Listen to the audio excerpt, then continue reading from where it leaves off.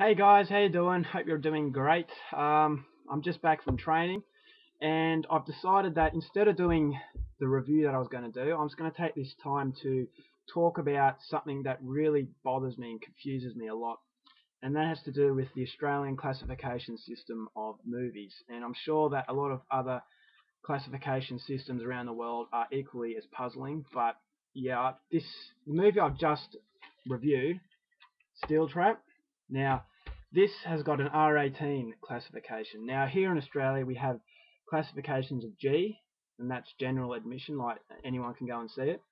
Then we've got PG, which is parental guidance recommended. And then we go to M15 plus, which is recommended for people 15 years and over. And then we've got MA 15 plus, which is 15 plus restricted. Can't go in and see it if you're under 15.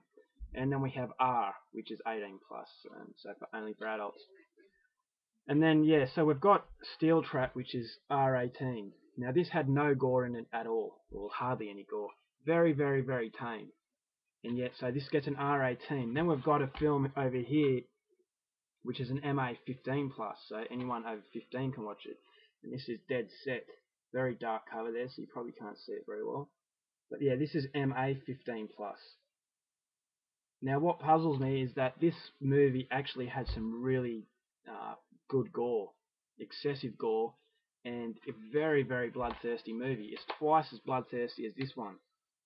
Now, this gets an R18, this gets a 15 plus. I just cannot understand what Australian classification is doing. Does anyone else have the same sort of confusing classification systems over there in your country? The Australian, I don't know what we're doing.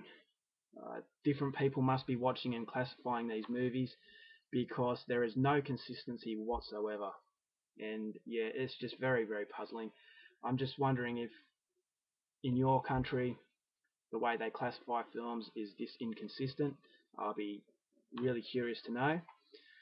And then another thing, we've got high level horror violence, and then we've got other movies like high level sci-fi violence, high level action violence, high level animated violence, or high level creature violence.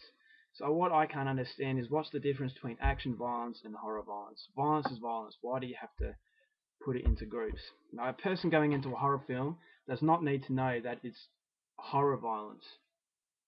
You're not going to go into a slasher film and think, oh, geez, I didn't realize this had horror violence in it. I'm going to complain.